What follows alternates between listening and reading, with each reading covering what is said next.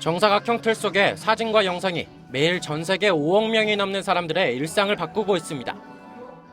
한눈에 보기에도 사진 찍기 딱 좋아 보이는 카페를 찾았습니다. 차 한 잔을 마시더라도 예쁜 일상을 공유하려는 사람들에게 큰 인기를 얻고 있는 곳인데요.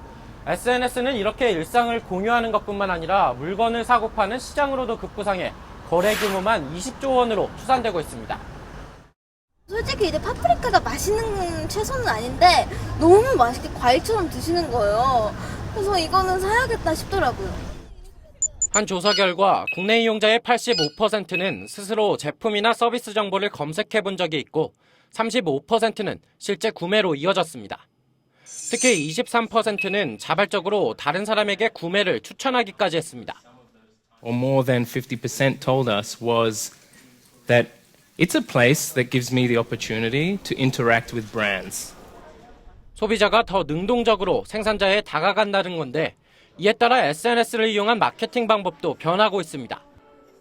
좀 과대 포장하다거나 그런 것보다는 좀 더 일상에서 활용되는 모습, 무드 이런 모습을 좀 더 자연스럽게 노출하는 거를 하고 소비자와 브랜드 간의 어떤 벽을 허물어주고 그 관계를 더 가깝게 만들어주는 그런 역할을 하고 있는 것 같습니다. 이런 여세를 몰아 해당 SNS는 자체 결제창까지 도입하기로 했습니다. 지금처럼 메시지나 댓글, 외부 웹사이트를 거쳐 구매하는 대신 제품 찾아보기부터 구입까지 SNS 안에서 할 수 있게 된 겁니다. 소식을 주고받는 기능을 넘어 기존 전자상거래 시장업체와 본격적인 경쟁을 앞두고 있는 SNS. 다만 커지는 시장만큼이나 소비자 피해도 늘어나고 있어 대책 마련이 필요하다는 지적이 나옵니다. 연합뉴스TV 서영석입니다. SNS 기반 상거래 시장의 소비자 피해를 주목하게 만든 인블리 호박즙 사태. 인블리는 인스타그램 마케팅으로 연매출 1,700억 원을 올리며 승승장구했습니다. 문제는 판매 호박즙에서 곰팡이가 검출된 뒤 부적절한 후속 조치에 소비자 불만이 폭주한 겁니다. 결국 판매 호박즙 전량을 환불 조치했지만 제품 문제 등을 공유하는 안티 계정까지 생겼습니다. 이렇게까지 될 줄 몰랐거든요. 미흡한 정보를 계속 고객들에게 제공을 하니까 피해 입으신 분들이 많은 것 같아요.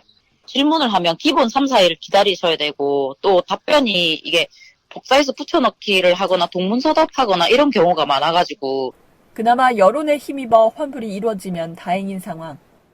하지만 상당수가 개인 간 거래, 선주문 후 제작 등의 조건으로 판매가 이루어져 교환 환불이 안 되기 일쑤입니다. 실제 서울에서 SNS 쇼핑 피해를 경험한 이들 중 교환 환불 거부 사례가 10명 중 8명꼴로 대부분이었고 입금 후 연락이 두절된 사례도 많았습니다. 계정 폐쇄가 간편한 SNS의 특성상 불법 행위 적발도 어렵습니다. SNS에는 하루에도 굉장히 많은 수의 글이 올라오고 있기 때문에 이런 것들을 관계 기관에서 다 일일이 검토할 수가 없고 사업자 등록을 안 하고 개인 간의 거래처럼 쪽지라든지 이렇게 조금 암암리의 거래가 되다 보니까는 실질적으로 단속이 어렵다는 거죠. 법적, 이론적으로 소액 거래도 문제가 있다면 소송에 나설 수 있습니다. 하지만 현실적으로 개인이 법적 대응을 하기란 쉬운 일이 아닙니다.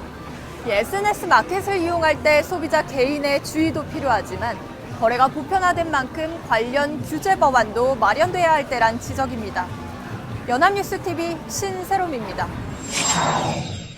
의류나 화장품부터 간식의 건강식품까지 SNS를 통한 상품 판매가 늘고 있는 만큼 품질 논란이 벌어지는 건 물론 각종 피해도 속출하고 있습니다. 이에 국회에서는 관련법을 정비하려는 움직임이 활발합니다. 전자상거래를 이용하는 소비자의 권익 침해를 막기 위한 법률은 20대 국회 들어 모두 24건 발의됐으며 그중 SNS 기반의 거래를 집중적으로 다룬 법률 개정안은 3건입니다. 일정 빈도 이상의 거래가 이루어질 경우 SNS 인플루언서를 정식 판매업자로 신고하도록 하거나 미신고 이용자에 대해서는 SNS 관리자가 계정 접근 차단 같은 임시 조치를 하도록 하는 등 사업자에게 자격 요건을 부여하는 내용이 주를 이룹니다. 일정 규모 이상의 SNS 상거래에 대해서는 기존 통신 판매업자와 동일하게 관련 법률의 적용을 받도록 함으로써 판매자의 책임을 강화하고 소비자의 권익을 높이는 데 그 목적을 두고 있습니다. 이처럼 급변하는 환경에 맞는 법안 개정 작업이 진행되고 있지만 끊이지 않는 여야 정쟁에 치여 아직 처리되지 못한 채 낮잠을 자고 있는 게 현실입니다. 정부나 유관기관에서 신속히 가이드라인을 만들어야 한다는 지적도 나옵니다. 미국의 경우 연방거래위원회가 SNS에 광고성 게시물을 올릴 때 해시태그로 이를 밝히도록 하고 어길 경우 판매된 물건을 환불하도록 했습니다. 우리 공정거래위원회에서도 2014년 비슷한 가이드라인을 만들었지만 처벌 사례가 없는 데다 소규모로 암암리에 이루어지는 거래까지 고려하면 실효성이 미흡한 실정입니다.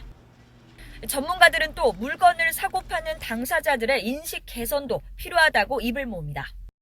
지금이라도 인플루언서들은 자율 규제를 만들어야 되고 소비자들도 기존 상품에 대부분 표기되는 것들이 없는 인플루언서가 파는 제품에 대해서는 좀 주의하시는 게 좋겠죠. 또 소비자 권익 보호와 SNS 시장 발전이 조화를 이룰 수 있도록 하는 방안을 서둘러 마련해야 한다는 목소리가 나옵니다. 연합뉴스 TV 구아림입니다.